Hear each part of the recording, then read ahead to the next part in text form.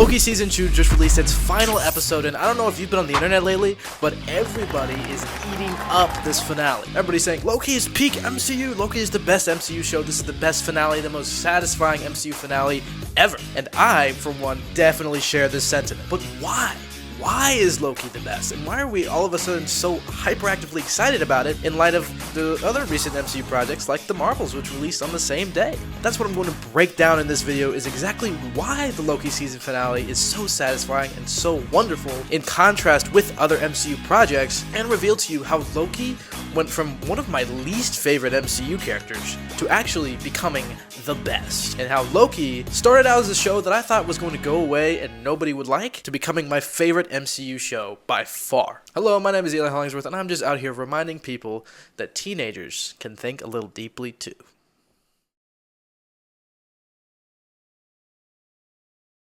When the MCU first sucked me in almost 10 years ago and my brother and I started binging all of the movies, Loki never particularly stuck in my mind. Sure, he was there, but I personally was much more interested in the frontrunners like Iron Man, Captain America, Thor, Hulk, and all the rest. I became aware of the fact that Loki was a huge fan favorite, and I never really understood the love. In fact, the more I learned about how much people obsessed over this character, the more I started to hate Loki. Maybe it's I felt left out. And if you're a Marvel fan, you know how I felt being left out, because I know that you were also bullied in school. I saw Loki as a character that kept dying and coming back to life for no apparent reason, and the more he came back, the more irritated I became. While most were cheering at the return of their favorite character, I rolled my eyes just that much more. So you can imagine how annoyed I was in 2019 when Marvel announced that Loki that disappeared with the Tesseract in Avengers Endgame was getting a whole show. This seemed to be the most soulless, lifeless cash grab I could think of. For 2 years, my brother and I groaned at the mention of anything relating to what we knew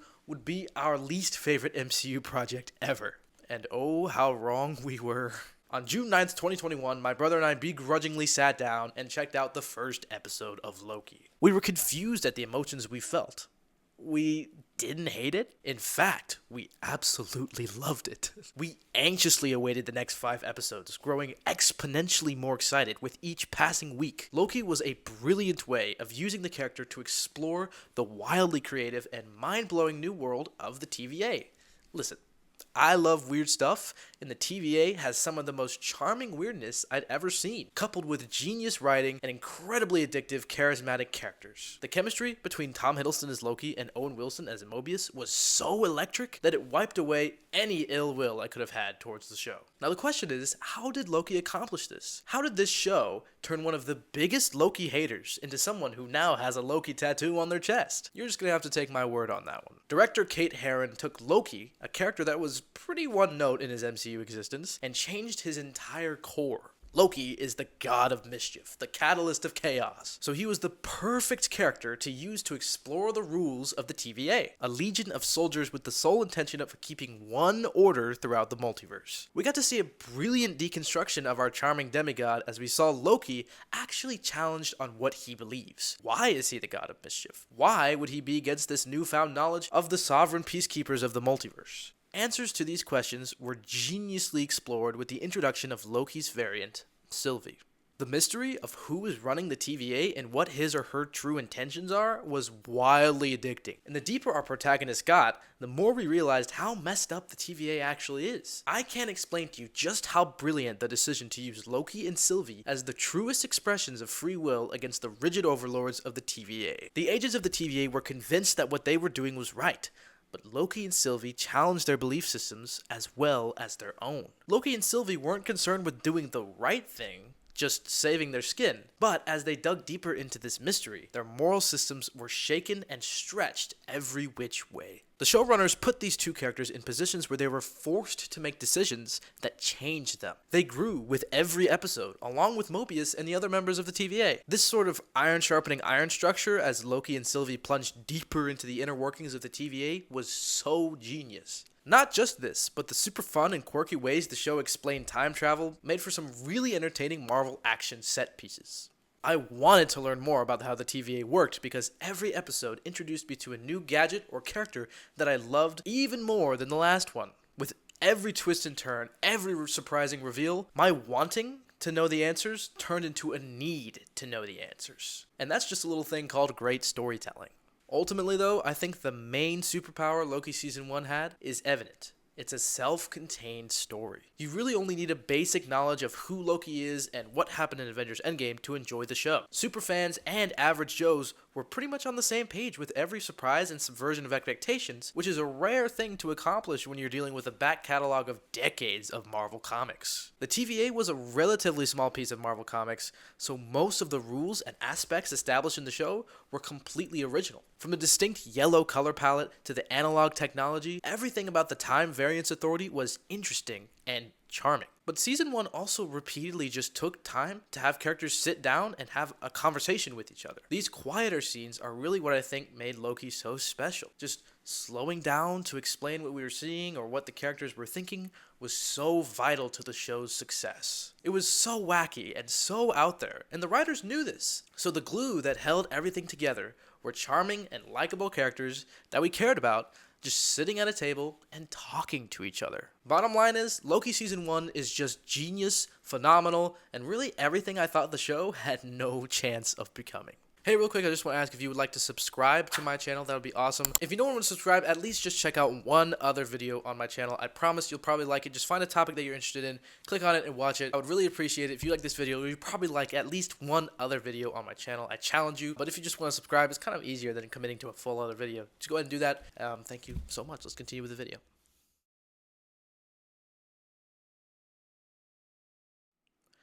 After a brief look at recent MCU history, it's easy to see why I and a few other MCU fans would be nervous about Loki Season 2 before it came out. The first season came riding the massive wave at the height of the MCU's success in the beginning of Phase 4. After Avengers Endgame, the epic culmination of 11 years of build-up, fans were interested to see where Kevin Feige, the head of the MCU, would go with this next chapter. Word on the street was that we were headed towards the multiverse. And after WandaVision, which featured Evan Peters from the Fox X-Men universe as Quicksilver, Loki was set to delve into this grand idea of other universes. The Falcon and the Winter Soldier was met with mostly warm reception, and Loki stormed onto the spotlight with immense pride. Black Widow, What If, and Shang-Chi were all enjoyed by fans as well, with What If exploring more of the vast multiverse concept. However, in November 2021, Eternals was the first film in MCU history to receive a rotten score on Rotten Tomatoes. Some fans were starting to get a little confused as to why exactly seemingly extraneous characters were being introduced when we were supposed to be heading towards the multiverse saga. Hawkeye was another example of this, not really having much to do with the multiverse, but fans saw it as charming and entertaining, so, it's fine. Then, the same week as the finale of Hawkeye, we got Spider-Man No Way Home, which, as you probably know, was a roaring success, becoming one of the highest grossing films of all time. Sure, it was a bit of a fever dream, mainly relying on bringing back Tobey Maguire and Andrew Garfield as Spider-Man to draw audiences in, but in my opinion, it also had enough heart in its plot to balance things out. Moon Knight was another success, featuring a standout performance from Oscar Isaac as the title character. And Ms. Marvel was a charming coming-of-age story, but I think divided the fan base a little the same way Eternals did. And Doctor Strange in the Multiverse of Madness promised to blow our minds by blowing open the possibilities of the multiverse further with the fan-fiction-y goodness that No Way Home did, except without the actual plot like No Way Home. Doctor Strange in the Multiverse of Madness wasn't as much about continuing the story of Stephen Strange like a sequel should do, but mostly just being a collage of characters we've seen in the Marvel Universe before. Thor Love and Thunder and She-Hulk turned off a ton of fans, featuring shaky CGI and causing fans to start accusing Marvel of having no idea what they're doing. As the fan base was quickly losing interest, Phase 5 kicked off with Ant-Man and the Wasp: Quantumania, which was advertised as introducing the big bad of this era of the MCU, Kang the Conqueror. Ant-Man 3 didn't impress audiences, failing to gross even its break-even point of a reported $600 million. It seemed that Marvel was starting to prioritize jokes and campy humor over emotions and stakes. However, that definitely wasn't true about Guardians of the Galaxy Volume 3, which was praised by fans everywhere for being just the right mix of heartbreaking emotion and funny punchlines. While not being focused on humor, Secret Invasion failed to deliver from a plot perspective, falling short of the wildly positive reviews received by Guardians 3.